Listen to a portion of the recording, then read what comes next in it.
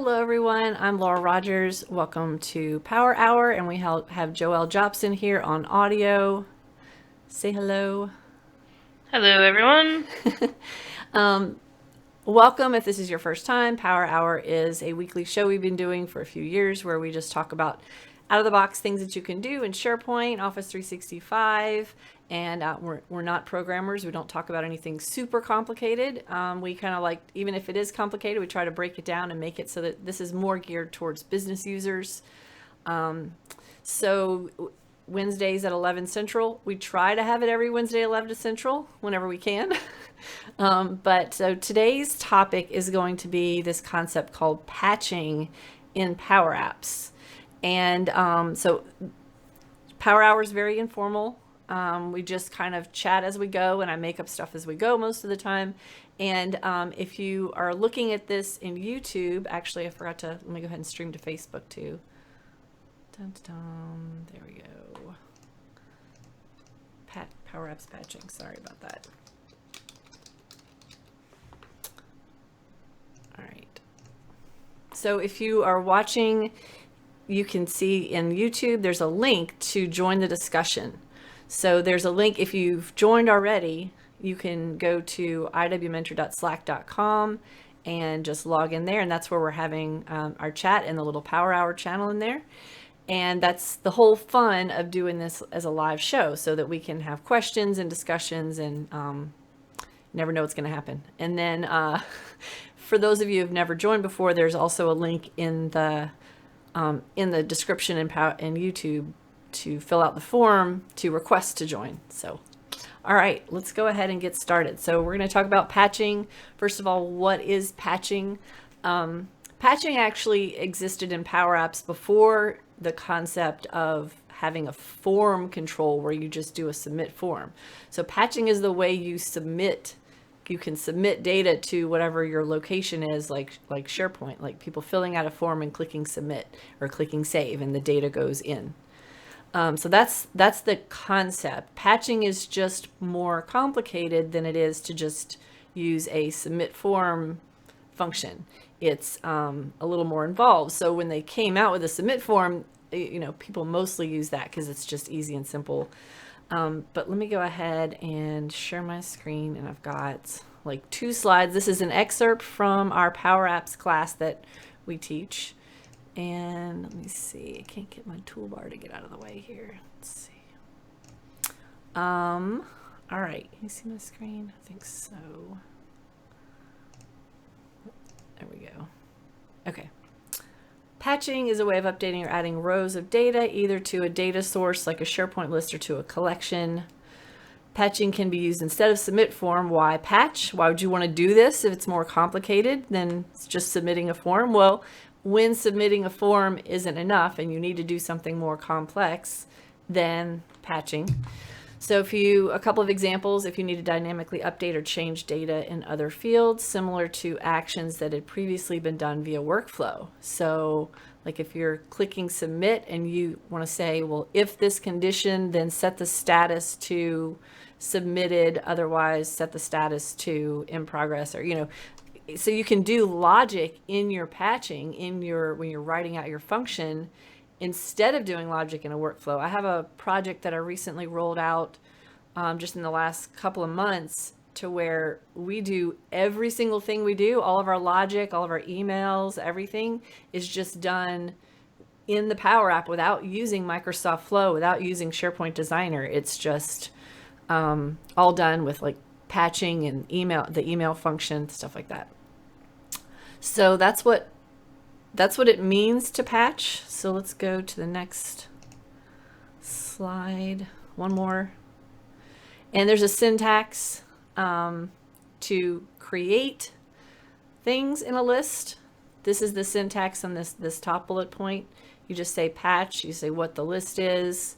For a new item, you just put this defaults thing, and then you can say specifically what you want to be in these fields using this syntax with a curly bracket, and then the name of the field, and then what do you want to be in the field, the name of another field, what do you want to be in it, and the name of the due date field, and then it's got like now +2, so it'd be 2 days from now. So you could literally click a button in a Power App that would do this in one fell swoop. It would go create these two tasks.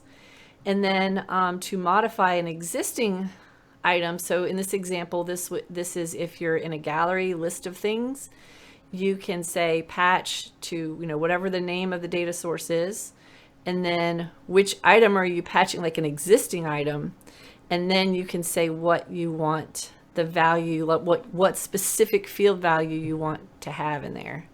So let me go ahead and close that. And then we have this. I'm going to copy this link here over to the chat window. Okay. All right, so here's the link. I'll put that in the general one so you can get to that readily.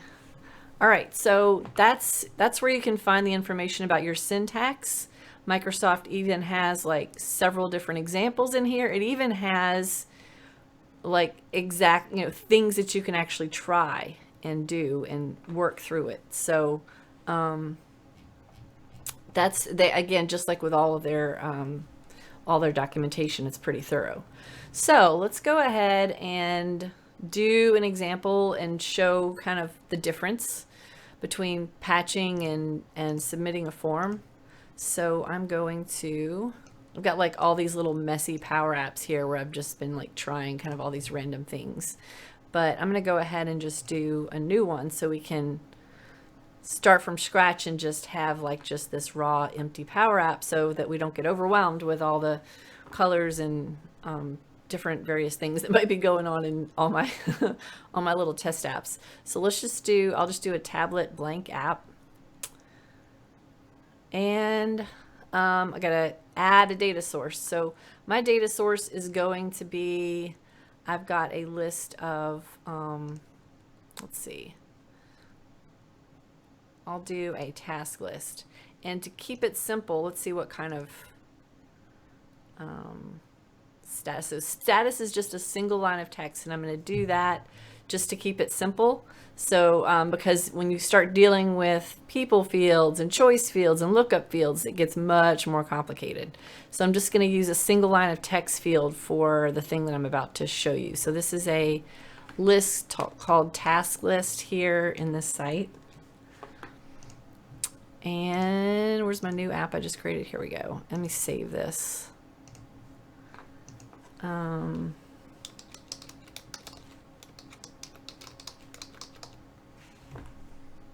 It's a ridiculous number of test Power Apps in here. All right, so now that I've saved it. Okay, so now I'll go ahead and add a data source. And I'm going to use SharePoint. Where's SharePoint? There it is. And then I just need to say which site I'm going to. And this is my very simple task list with just a few fields. Not using the task list template, but just from scratch, just a custom list with just a few fields in it. So let's show the, first of all, let's do a form. So to show how simple that is. So we put a form on here and we connect it to our data, and all these fields get added to our form. And a lot of these are just all these like system fields that no one is ever going to use, that you wouldn't want to necessarily see in here. So I usually just go get rid of a bunch of them. Okay, so now it's pretty simple. So even when you use a form control, it doesn't give you any kind of button to submit it. So you do have to go ahead and create one of those. Now, when you do a customized form over in a SharePoint list, it does have a lot of pre-canned stuff built out for you. But I built this just raw, just to be able to see without, again, without having all that pre-built stuff already in it. Okay, so I'm going to make this button submit the form. And which form? I haven't named it or anything, so actually better name this task. Let's see, FRM tasks. There. I like to use a little syntax and rename this btn submit like that. And then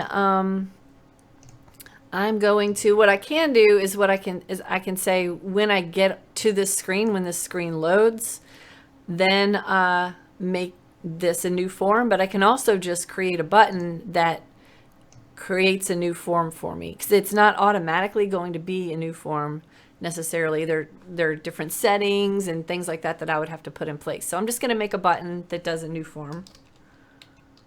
And so what I'm going to show you is just real quick the difference between the way this works and the way the patching works.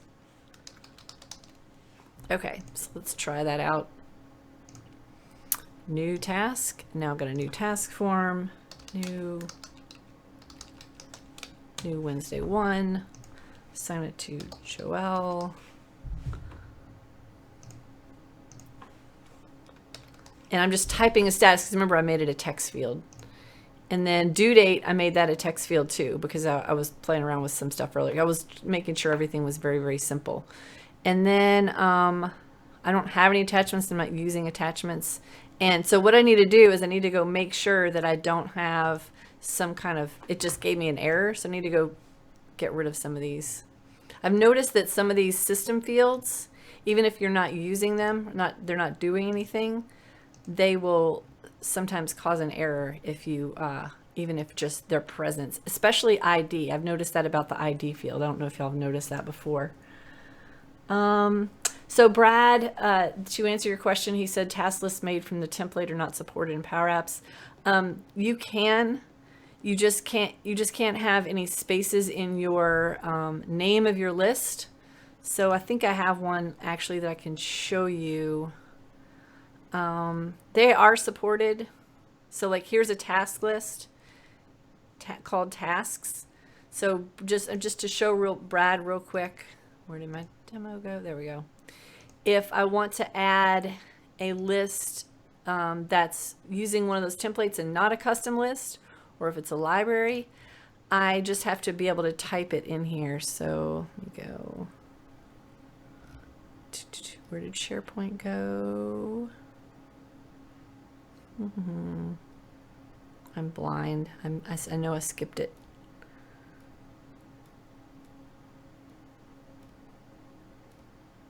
Oh yeah, there it is. Okay.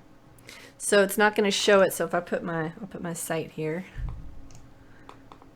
See, these are all just custom lists, but I can type tasks like that. So it doesn't support having spaces in there, but I can connect to it. So yeah, that's possible. And same goes for document libraries. You can just type the name of it there. Let's see if this works now. I'm not sure what I did wrong. This is like super simple. Okay, so that worked. It was like that name field and some of the stuff that the system fields that were just on there that I wasn't using that were causing it to have an error for some reason. So now let's go to my task list and I can see here's the one I just created. And I didn't put a due date in there. All right, and then, okay, so now that's just super simple submit form. So now let's go talk about like how to do a patch and we're going to patch this instead of doing a submit. And again, just going to keep it super simple, and then we'll talk about some other examples as to why you would do different cool things you can do with patching that you can't do with just submitting a form. So on select, instead of submitting a form, you can patch. And it shows you, that's what I love about this, is that it shows you what your syntax needs to be. Task list. So that's the name of the list that I'm patching to. And then, so remember the syntax is if it's a new record, you got to have this defaults thing. Defaults and then task list. And then you need to say what fields you're patching. You need to like specify every single field. So then I would go title. And you got to know in SharePoint what the field is called. So I go to task list settings. Oh, do I need to change my resolution? I forgot to change my resolution, and that I usually do. Can y'all see that okay? Maybe not. Let me see. It looks okay. Oh, it does? Okay. All right. Seems kind of Might be a little... yeah, full screen's a little fuzzy. Let me just change my resolution. Sorry about that.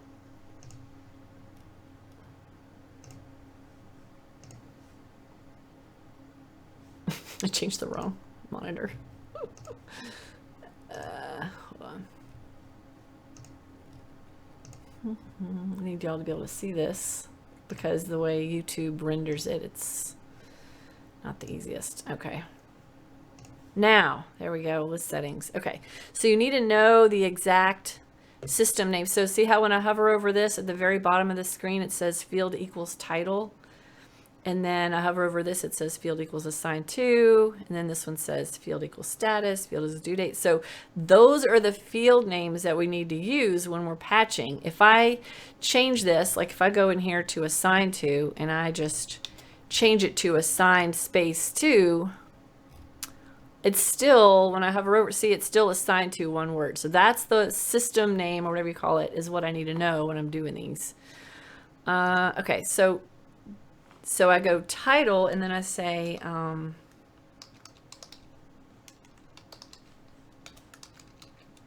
just going to type something in quotes, and then I'm going to say status.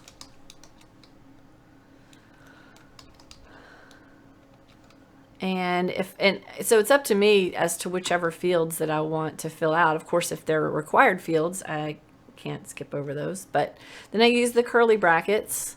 So this curly bracket section is where I have the different fields that I want to fill in with commas, like with this syntax, with field, colon, value, comma, anyway.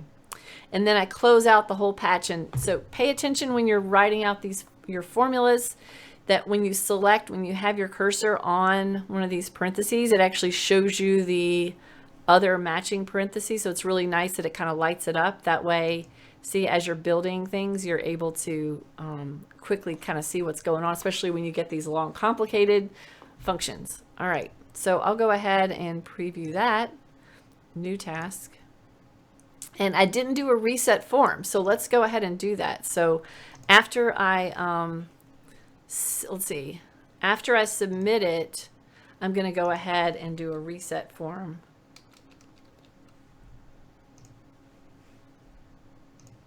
And that way it will clear out the values. So this one I'm going to do. Now I typed in, so in my patch, I typed in what the title is. I just typed some text that's hard coded in there. So it actually does not even matter what I type in these boxes, because when I patch it, it's going to put what I put in those quotes. So let's go see what that looks like. Let's go to the task list. And then see, I typed second test in my patch in quotes, and then I put new. So that's the value that I got. So if I want it to have the values that are in these boxes, first of all, I don't even need to use this form. So that's the first thing to understand. Let me zoom in a little. I don't even need to use a form control when I'm patching. Mind blown, right? So what I can do is, let me just kind of show you like just this raw without even using one of those, is get rid of this stuff. I just deleted the form off of the page, and I can put a text, just insert a text box in here.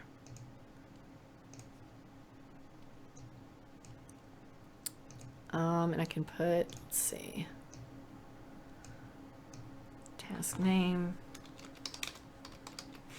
And then this is gonna say, I always like to just go straight to advanced. I don't want to have a default value in here, but I do want to have a hint text.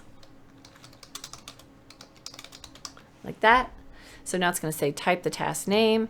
And then I'm going to say, put status in here. Drop down. And just a raw drop down. And then items are going to be like doing this table where I can do, I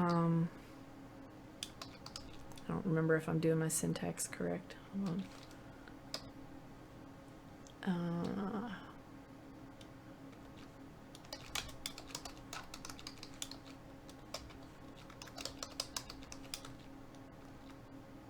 No, I don't think I typed that. What was my table? I think my table syntax has one of these. Oops. I'll have to go look in my I'll have to go look at my notes as to what the table syntax is. I'm just going to make it a text box for now, but yeah. So that's another one of those things that you can do raw without having to have a choice field in SharePoint that you use as your in your control. So you can have just a raw drop-down box where you just type what you want the values to be, instead of having to use the one that just SharePoint just gives you. So let me go get that. Dun, dun, dun. Oh, I've got the word table in here too many times.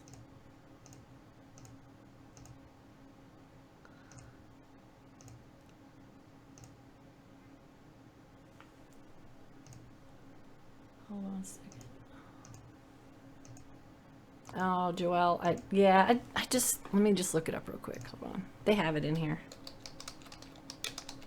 That's what I pretty much use this, this reference for, like, as I'm working in PowerApps, every single thing I do. Oh yeah, so you just got to put the curly brackets around each one. So that's what I didn't do. Hold on. Curly brackets and quotes. Okay, yeah. I'm just going to copy that actually.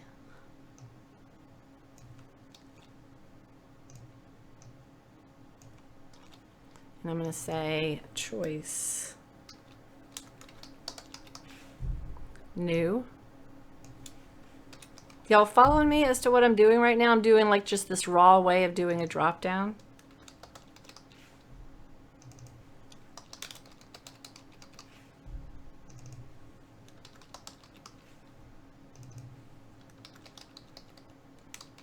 There. Okay. Default, nothing. And then value is choice. Okay.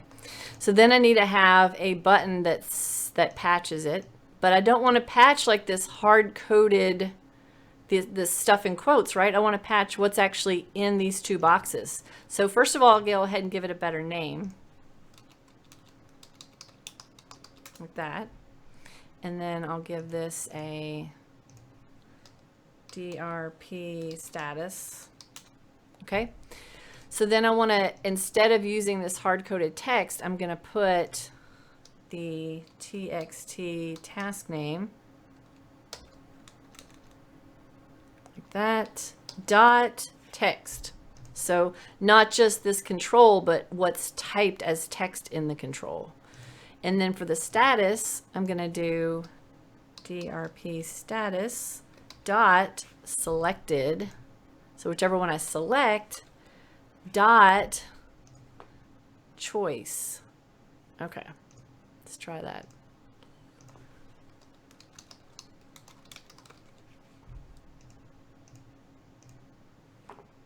Okay, so it submitted it. I didn't have it clear it out or anything afterwards, but let's go look. All right, so there, see, I had just typed stuff here in the box and typed in progress.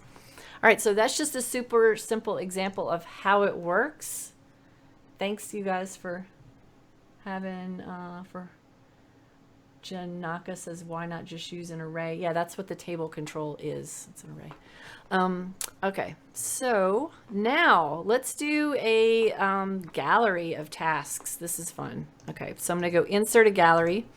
And the goal here is going to be to quickly change the statuses of a bunch of tasks by, we're not even going to have a form. We're just going to have like a little icon that you can check to click to complete a task. Does that sound cool? It's pretty fun. All right. So there is my, I'll just give it a little template there and move this gallery over. So you can tell this is getting kind of messy, but all right. So now what fields do I want to show in my gallery? I'm going to say I want the title of the task and the status, and I can even add another one. Let's say who it's assigned to. I'm going to put that over here. This item assigned to dot display name.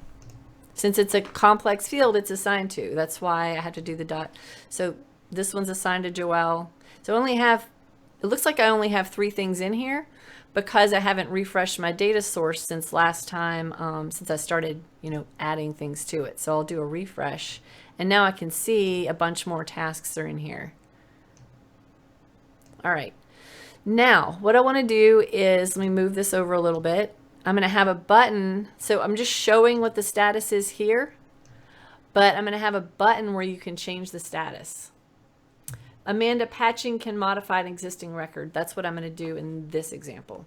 So I'm going to put a little button on here. So let's say I'm going to do I'll just do a check, and the check can be like it's completed. Let me get rid of this little arrow so it's not confusing. The check is going to be, it's you check the box to complete it. And so that'll be our super simple example. And we'll make this green. Actually, we'll make it gray, and then we'll make it so that when it's completed, it'll be green. So first of all, let's change the color. So if status equals completed, then green, otherwise gray. Okay, so all these are great. Now I'm going to go ahead and complete one of these just directly here in SharePoint. Let me do a quick edit, and I'll just type the word completed like that. Now again, this is still a text box, so we'll talk about choices maybe if we have time, but they're a lot more complicated. So I've made one completed, and then I'm going to refresh my data source. It's just so you can see the color difference. And we did a whole other power hour where we did different, conditionally formatting things, I believe. And so there's now it doesn't do anything when I click on it, but it does have, it is a different color. And I can even make it so that like the background color, let's see.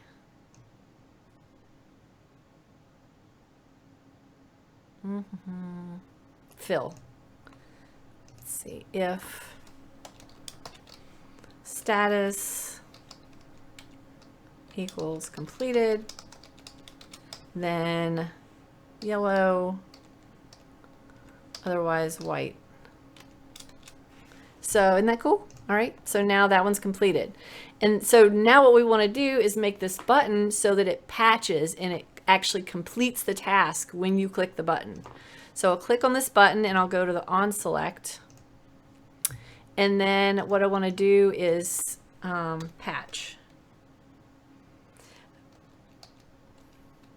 Patch the task list, and then which record do I want to patch? That's this item. So when I'm in a gallery, since because it's a gallery, this item means whichever row that I'm on. So that's how it knows that that particular item is the one that's going to edit and update. So now what is the update that I want to send? Now remember, my syntax is these little curly brackets. So I'm going to put status equals, oops, not status equals, status colon completed. And then close out so I finished my little patch syntax. So super simple. What am I patching? Which item am I patching? And what change am I making when I patch it? So this is the existing item syntax. So then I'll go ahead and play this. Now I'm going to say I completed this new Wednesday one. Look at that. Do I get like a golf clap or something? That was pretty fun. Yeah, so Larry asked a good point. So that's exactly what the next thing that I would do is I don't need it to complete them every time I click the button. So I could make it so that if it's already completed, it only patches if it's not already completed, or I can make the button disabled if it's already completed. So let's go look at the whole disabled thing. So that's going to be my display mode. So instead of edit, which means I can click on it and it'll do something, I can say if status equals completed, then display mode dot disabled, otherwise display mode dot edit. Oops, let me see. Let me make sure I do it right. Display mode dot edit. And then it's actually probably going to look different. Let's see. Let's see if it'll look different. See it now, it's like, see now it's grayed out though, because whenever you disable a control, it's not going to use that regular color. It's going to use disabled color. So now it's not green anymore, right? So what I could do is I could, instead of editing the color here, I could just put it back to gray. So we're kind of exploring like all these different ways you can accomplish just this one little simple thing of having a checkbox for completed items. So now that the reason it's gray is because we have a different property. We have a disabled color. So disabled color, it can be green. So basically, if it's completed, then the button is disabled, which means, see, I can't click on it, it doesn't do anything. See, the cursor is not like a little hand. It means I can't, it's a disabled button. And if it's disabled, it's green. But these other ones I can check, so I'll check this other box right here. And now that one, see, it says completed and it's green. All right, so Ariel says, I'm glad you guys like that. Let's say you're displaying the same task list in a different screen. Do you have to set a refresh on the connection before seeing the update on a different screen? That's a good question. We could just test that real quick. I don't think you'd have to do a refresh because it automatically refreshed it. I can't imagine that this one would have like this updated information and another of the same list wouldn't. So let's just do that. Just as a fun, quick little test, we'll do a stick a gallery on here and put that task list in the gallery and put the, let's see, title. I like the way it just puts all these random fields in here. Status. Okay, so there are my titles and statuses. And then we got to have a button to take us from that other screen to this screen. So stick a button on here.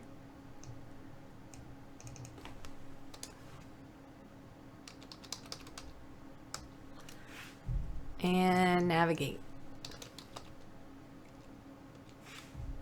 Oops. And then it makes you do a transition. Okay. So now let's try another one. So we'll go ahead, and this one's called stuff here. So I mark that as completed, and then I'll go to screen 2.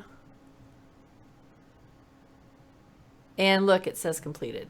So that looks like that answers your question. All right, and then I'll since we have time, let's talk about this if it was a choice field and how much drastically much more complicated it would need to be. Now, keep in mind, now this is what I've done on a recent project. It's so much more complicated to deal with choice fields and lookups and people fields in PowerApps, those fields from SharePoint. I'm not talking about any other kind of data source, just SharePoint ones. that in this project that I've been doing, I took all the choice fields that existed in all the lists that I was working with and just changed them to text. I didn't mess with the lookups. We kind of needed those, but choice fields are also complicated when it comes to like filtering something in a gallery. If I have a gallery and I want to filter it where status equals completed, it's if it's a choice field, it's gonna give me like that non-delegable error, and it's just gonna be harder to deal with in like just lots of different ways in my app. So if you can, if your users are not going to SharePoint to fill out these forms or to interact with whatever your business solution is, and you don't have to worry about what the SharePoint interface looks like, then you could do that and change them to text fields, and then just do these little manual for stuff that's just, pretty static lists of things like these statuses. Like where you normally do a choice field, just do it like this, like a little table.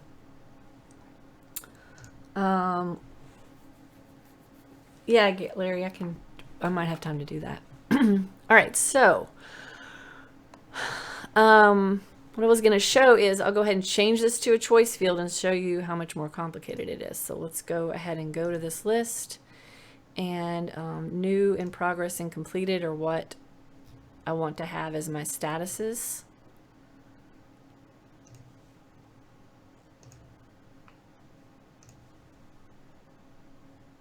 And let's see.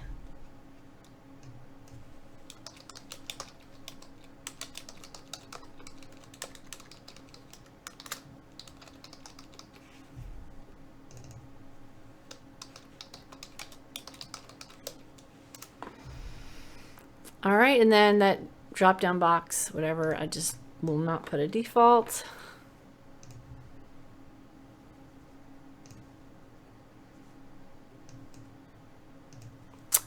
And so now it's a choice. Now it's let's go ahead and open it up in here. And you can see that this is a choice drop down box. Now I need to go refresh my app here, and it's gonna do some weird things when I refresh it, and it's a completely different type of field now. See, now it's broken. So because it doesn't like this can't be the status. It's not as simple as that anymore. It's got to be this more complicated, crazy stuff.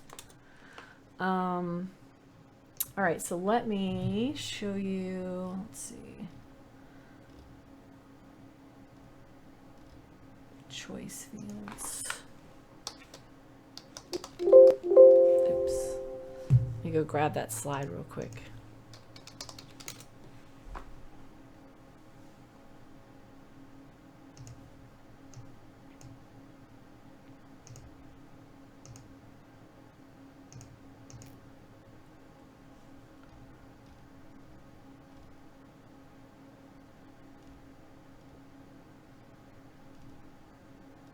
Sorry. Oh, there we go. Okay. You got to do this OData type thing. Let me preview this. So if it's a choice field, it's got to be this weird OData thing, just like the weirdness that you have to do with lookups and people fields. So this is what the syntax is if it's a choice. All right, so that's what I have to do if I want to actually set the value of a choice field. So notice that all these are all grayed out and weird now on in my gallery, and it started giving me an error on submit. So let's go ahead and say make this a choice field. So I'm going to put some space in here, expand it out so I can do this. I'm going to do this on the form, and then I'm going to do it in the gallery, since we have 20 minutes left. So I'm just actually going to copy. No, I'm going to type it. So keep that in mind too. Copying and pasting this stuff, like this weird syntax, like if from my blog or from anybody's blog or from anything, some of the quotes come across differently when you copy and paste stuff into PowerApps. So keep that in mind. A lot of times you might want to just type it manually. So this one I'm going to do status. Oops.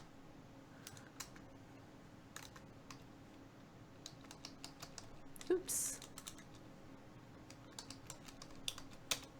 And then the status has got to be that ugly thing here. Let's see. And I did write a blog post about lookup fields in PowerApps and this whole syntax that you have to do. And that's a whole post that I wrote that describes it. Let's see. Dave says, can you give an example of why you need to keep your lookups? Well, it's really just in SharePoint if people need to be able to fill out the form and have like that dynamic list of stuff from another list, but you don't really have to have it. If people aren't going to be going to SharePoint at all to fill out your forms, then you really don't need a lookup either. So, okay, let me just type this real quick. Data type.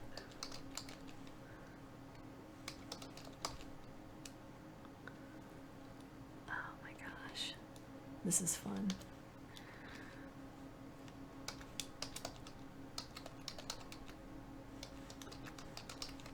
Hopefully they'll make this so that it's not so painful in the future. I'm not sure. I think the priority is more that whole attachments thing.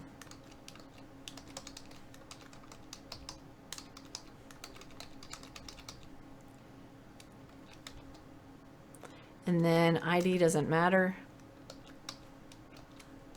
And these are case sensitive, by the way.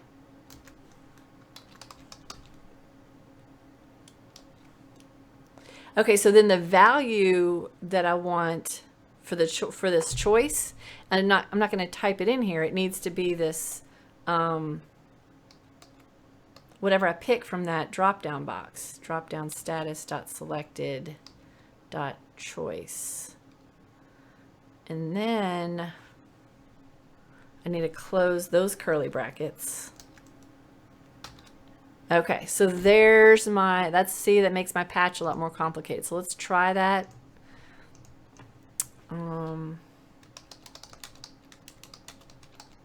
Another patch, and I'm going to put this one as new.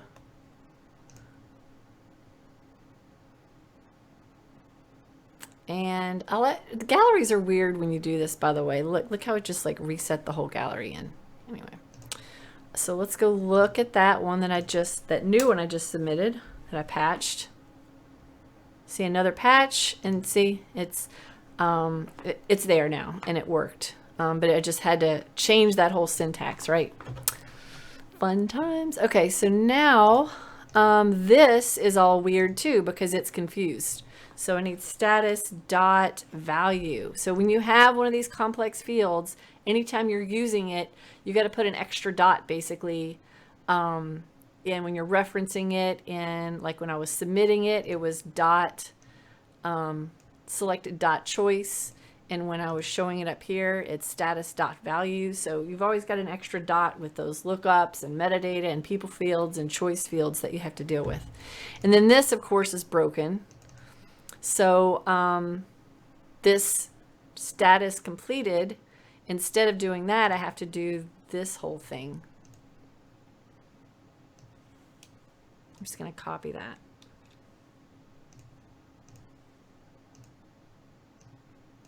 And instead of making the status be what's in the text box, I'm going to make it be what's just completed.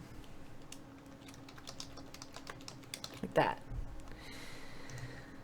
And then let's look at this. So status is not going to equal completed. Status is going to, let's see, status dot, remember the dot value is going to equal completed.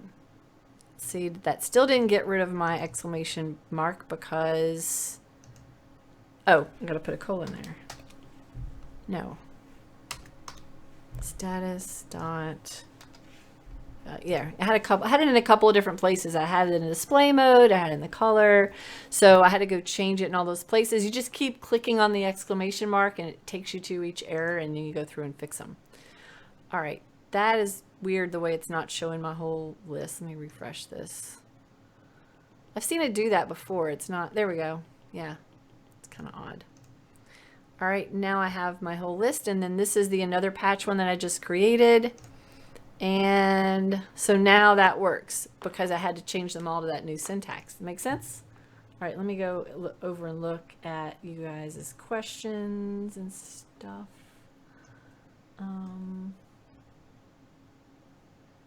Yeah, so there's Dan's, did you write that? I think he did. Saving to SharePoint managed metadata column using the patch function. So he talks about the syntax for that. And Paul Colmsey, Culmsee, did a video on his YouTube channel just recently on doing a form that had some managed metadata and a little fancy way that he built to do that in PowerApps. All right, what else did I miss here? Oh, more links from Dan. Thanks, Dan. Yeah, he's written a lot of posts and things like that about how to use patch. So hopefully we get really deep into it in our class that we teach, because we spend like a couple of hours on this whole like patching and collecting and lookup fields and people fields and all that. But right, Larry? But this was just like a really try to break it down pretty simple, to explain what it is and how it works, and how to just use a very simple example of how to just change one field or how to just patch one simple thing, just so you'll understand why. Another thing that you could do just real quick is, the reason you might want to patch would be for some kind of logic. So I might want this status, instead of using a workflow that runs and does something after something's submitted to SharePoint, you could use a patch and use if logic in the patch syntax to do something. So I'm just going to, super simple example, I'm just going to say, if the task name equals awesome, then I want the status to be completed, okay? Just because I don't want to have to go like add more fields and do, so I'm just going to say, if the task name is awesome, then it's going to have a different status when it patches it. So we'll do that to show you kind of why you would do this logic in your form. We've got like 10 minutes left. So status is going to be, now I'm just like, this is one of those things I'm just kind of making it up as I go. So if, let me break this down. I like to put a lot of spaces in here to break it down. If, and that field is txt task name dot text equals awesome, then I want status to be, let's see, oh wait, status colon if, then I want it to be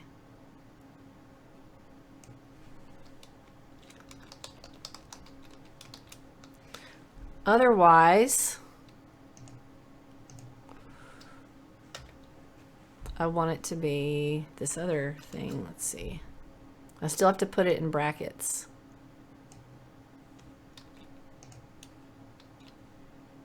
Otherwise, I want it to just be what I put in that drop-down box.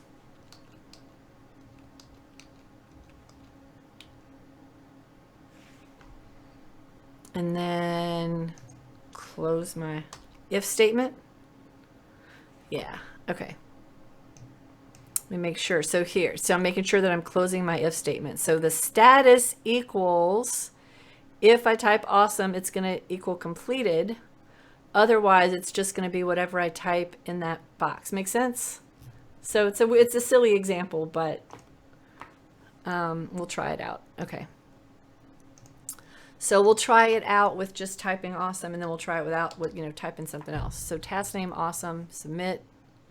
And then when we go to SharePoint, yeah, see, now it says completed automatically. So, and then this one I'm going to put not awesome, because I didn't do contains, I just said equals. Not awesome, then it should equal new. Yeah. Cool. All right. I am done. So you guys, what do you guys think of that? Does that explain kind of why and how you use your logic, and how you can make a cool little button on a gallery that just quickly changes a single value in a list? It's pretty useful. It's like fun logic stuff. All right. I'm going to go ahead and wrap it up. As far as next week, you guys put your ideas in the ideas channel in there, and then you can vote on other people's ideas by doing a little reaction in there, and like a little thumbs up or something. And let me go ahead and flip back to main. There we go. All right, that was fun. Okay, so yeah, put your ideas in the ideas channel. Thanks everybody for joining us after a couple of weeks hiatus. And oh, by the way, so now that we have all this PowerApps content in our training site, IW Mentor, we've got a ton more content in there that I went ahead and raised the price of the ultimate package for, it's a year subscription. A lot of you already have the year subscription, but for new people, it's $8.99 a year. But for you guys, I sent out the newsletter today, and I put a discount code in there for the month of March. We're giving you $300 off of that ultimate bundle for one more month. You can have it at that discount. It's called, so it's in the newsletter that I sent today, and the code is Ultimate March Deal. So you guys, hopefully you are interested in all that PowerApps content and all just SharePoint PowerApps learning. And keep in touch, and we've got a link in on my blog to justwonderlaura.com to stay in touch and to join in, get on the newsletter if you're not already on it. I will see you all next week. Thanks for coming.